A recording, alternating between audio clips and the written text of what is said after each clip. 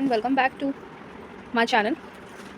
तो आज हम जो है स्पोर्ट राउंड के लिए प्रेफरेंस लिस्ट बनाएंगे। ठीक है, कॉमर्स और ह्यूमैनिटीज़ वाले स्टूडेंट के लिए हम आज इस वीडियो में बनाने वाले हैं। अगर आप पीसीबी से बिलोंग करते हैं, पीसीबी स्टूडेंट है, तो मैंने ऑलरेडी वीडियो बना रखा है जिसमें मैंने अपने प्रेफरेंस लिस्ट आपको दिखाई थी। ठीक है, प्रूफ आपको विद प्रूफ आपको मैंने दिखाया था और एलोकेशन भी दिखाई थी कि फर्स्ट राउंड में उनको कौन सी सीट अलॉट हुई है एंड सेकंड राउंड में कौन सी अलॉट हुई है। ठीक है, तो आप वो भी जाकर देख सकते हो। चैनल पर नहीं हो तो चैनल को सब्सक्राइब करना है, वीडियो को लाइक जरूर करना है। कोई डाउट होता है तो आप मुझसे कॉमेंट में पूछ सकते हैं, मैं सबका रिप्लाई करती हूँ, आपका भी कर दूँगी। ठीक है, और ध्यान रहे मैं आपको इस वीडियो में अच्छे से समझा दूंगी कि आपको प्रेफरेंस लिस्ट कैसे बनानी है। ठीक है, फिर भी भाई अगर कोई डाउट रह जाता है तो आप कमेंट में पूछ लेना और बाकी मुझे कमेंट में ये भी बताना कि आपको लाइव सेशन चाहिए या नहीं। ठीक है, क्योंकि मैं सोच रही हूँ लाइव सेशन कंडक्ट करवाने के लिए ताकि मैं आपसे जो है बात कर सकती हूँ। आपकी कोई और भी डाउट होंगे तो उसको भी मैं सॉल्व कर सकूँ। ठीक है, तो चलिए इस वीडियो को हम स्टार्ट करते हैं। ठीक है, अगर आपके कम मार्क्स है ना तब भी आपको एडमिशन मिल सकता है, लेकिन फिर मैं वही बात कहूँगी कि आपको मतलब गाइडेंस आपको चाहिए होगी, आपको कोई अच्छे से गाइड करने वाला चाहिए होगा। ठीक है, तो मैं आपको फ्री में गाइड कर रही हूँ। ठीक है, ताकि आपका एडमिशन हो जाए अच्छे कॉलेज में और आपका यार साल बर्बाद ना हो। ठीक है, किसी भी बच्चे का साल बर्बाद नहीं होना चाहिए। ठीक है, मेरे से जितना पॉसिबल हो सकता है मैं उतना पॉसिबल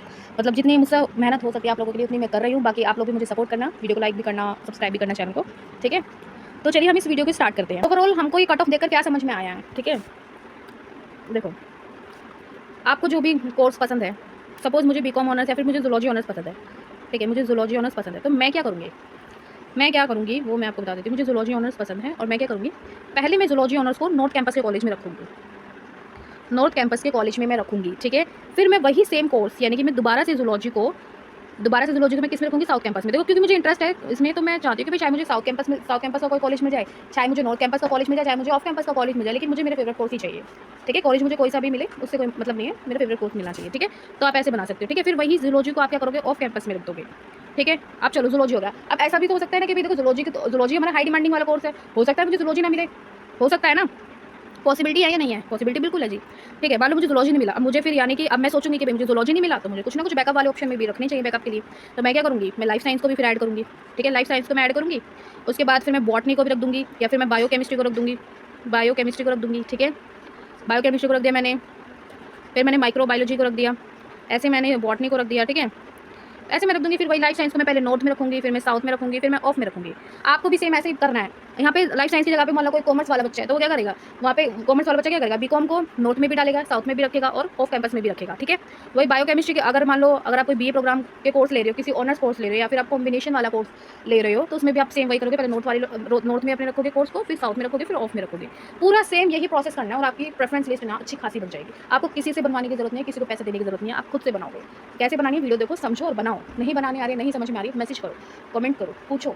जितनी बार पूछोगे मैं तुम्हें जवाब दूंगी, रिप्लाई करूँगी। ठीक है, तो बस यही आपको ऑर्डर फॉलो करना है और कुछ नहीं करना। ठीक है, ये आपके पास लास्ट चांस है, इसको वेस्ट नहीं करना है। ठीक है, तो चलिए वीडियो अच्छी लगी तो वीडियो को लाइक करना है, चैनल को सब्सक्राइब करना है। कोई अगर डाउट होता है तो आप मुझसे कमेंट में पूछ लेना। ठीक है, थैंक यू। वीडियो को पूरा देखना है, प्रेफरेंस लिस्ट को अच्छे से बनाना है। मैंने आपको इस वीडियो में अच्छे से समझाया, प्लीज़ पूरा अब यहाँ पे अगर आप लोग ध्यान से देखोगे तो यहाँ पे मैं जो है आपको DU की सेकंड राउंड DU की मैं आपको क्या दिखा रही हूँ, second round seat allocation admission दिखा रही हूँ। ठीक है, अब यहाँ पे सेकंड राउंड के हम देखेंगे कि भाई कितने नंबर पे कौन सा कोर्स हमको मिला है, ऑफर हुआ है। ठीक है, उस कोर्स में हमारा जो है एडमिशन हुआ है। ठीक है, तो सबसे पहले हम ना ऑफ कैंपस से शुरुआत करेंगे। ठीक है, ऑफ कैंपस से और हम ना अल्फ़ाबेटिकली ऑर्डर में हम लोग चलेंगे। सबसे पहले हम A से स्टार्ट करेंगे, फिर B एंड देन C, ऐसे करके आपको मैं सारा बताती जाऊँगी। ठीक है, देखो अगर हम बात करें अपना जो कॉलेज है आचार्य नरेंद्र देव कॉलेज। ठीक है, अगर मैं इस कॉलेज की बात करूँ, अगर आप कॉमर्स से हो, ठीक है, अब देखो आपको पता है भाई बीकॉम ऑनर्स जो होता है बहुत हाई डिमांडिंग कोर्स होता है। ठीक है, बहुत ज़्यादा बच्चा इस कोर्स को परस्यू करता है। ठीक है, और इसकी जो कट ऑफ होती है वो ज़्यादा भी जाती है। ये तो मैं आपको सेकंड राउंड की दिखा रही हूँ, लेकिन अगर आप फर्स्ट राउंड की देखोगे तो आपको उसमें और भी ज़्यादा देखने को मिलेगी।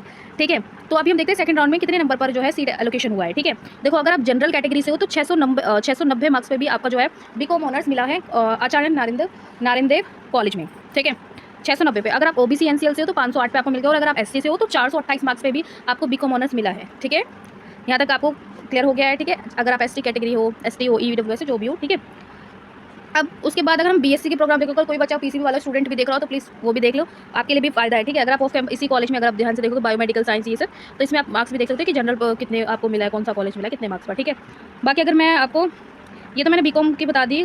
ठीक है, अब यहाँ पे हमारे बीकॉम ऑनर्स हो गया। ठीक है, अब देखो आपको ना अपनी प्रेफरेंस लिस्ट बनानी कैसे है, अब आपको बनाना कैसे अपनी प्रेफरेंस लिस्ट को। ठीक है, देखो अगर आपका स्कोर कम भी है ना, कॉमर्स वाले सुन लो प्लीज़ ध्यान से, फिर आप कमेंट कर दो दीदी आप बनवा दो प्रेफरेंस लिस्ट। देखो जो कॉमर्स वाले बच्चे हैं, आप लोग क्या करना, बीकॉम ऑनर्स अपनी प्रेफरेंस लिस्ट में ऐड करना। ठीक है, अपनी प्रेफरेंस लिस्ट में ऐड करना। कैसे ऐड करनी है, क्या करना है वो मैं आपको बता दूँ। देखो सबसे पहले आपको क्या करना है, बीकॉम ऑनर्स ना टॉप के कॉलेज में डालना। सबसे पहले नॉर्थ के जो टॉप नॉर्थ कैंपस के जो टॉप कॉलेज है ना आपके, वो डालना। ठीक है, ठीक है, सारे टॉप के डाल देना। ठीक है, उसमें बीकॉम ऑनर्स हो जाएगा। फिर आपका आप जो है अपना बीए प्रोग्राम, देखो अगर आपका स्कोर कम है ना तो आपको एडिशनल कोई और सब्जेक्ट भी ऐड करने पड़ेंगे।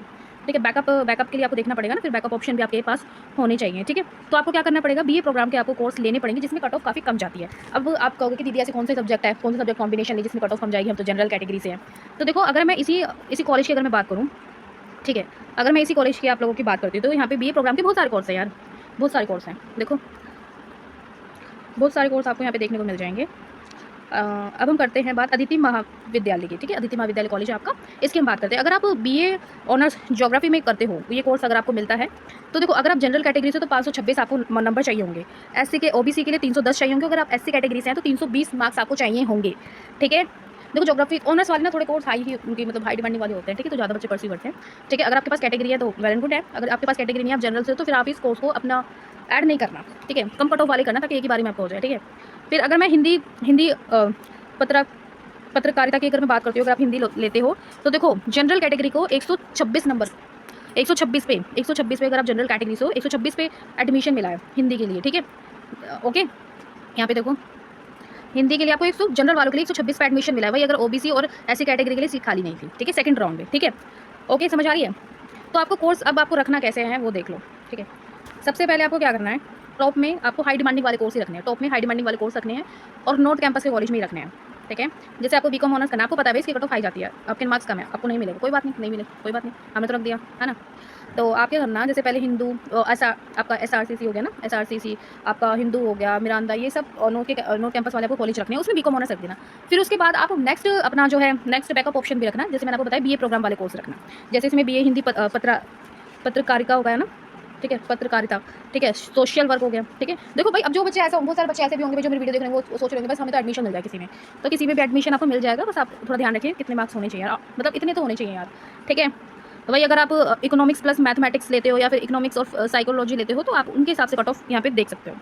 ठीक है, बस आप ये मतलब सोच कर चलना कि आप जो है कम कट ऑफ वाले कोर्स को ज़्यादा रखो। ठीक है, बीए प्रोग्राम अगर आप हिंदी करते हो खाली ऑनर्स में, तो अगर आप जनरल कैटेगरी से 321 मार्क्स आपके होने ही चाहिए। अगर आप ओबीसी हो तो 160 पे हो जाएगा आपका एडमिशन, और अगर आप एससी कैटेगरी से हैं तो आपका 247 पर एडमिशन हो जाएगा। ठीक है, वैसे ही आपको सेम ऐसे आगे कंटिन्यू में देखना, आपको जो आपका फेवरेट कोर्स है वो आपको ऊपर रखना है। फिर उसके बाद फिर बैकअप ऑप्शन में रखना है, फिर वही सेम कॉलेज आपको रखने हैं, नॉर्थ कैंपस के, फिर साउथ के, फिर ऑफ के, ये सारा आपको रखना है। ठीक है, अब मैं आपको दिखाती हूँ राउंड थर्ड की, उसमें देखते थर्ड राउंड में कैसे कट ऑफ गिरी है। ठीक है, अब मैं आपको यहाँ पे दिखा रही हूँ थर्ड राउंड की। ठीक है, थर्ड राउंड की सीट एलोकेशन आपको मैं दिखा रही हूँ कि इसमें कितनी कट ऑफ गिरी है। देखो सबसे पहले हमारा भाई ए से स्टार्ट होगा, अल्फाबेटिकली हम चलेंगे। आचार्य नरेंद्र देव कॉलेज। ठीक है, यहाँ से हम देखते हैं, मैंने आपको बीकॉम ऑनर्स की मैंने आपको सेकंड राउंड में जो कट ऑफ बताई थी, अब यहाँ पे वो कट ऑफ देखो कितनी गई है।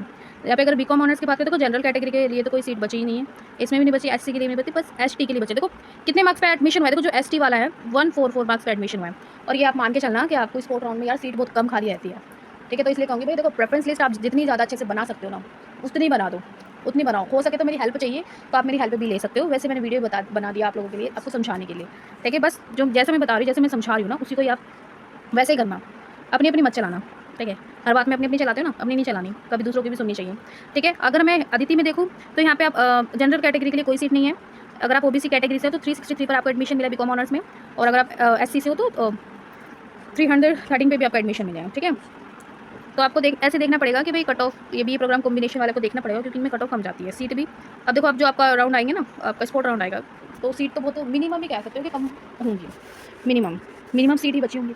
ठीक है, अब देखो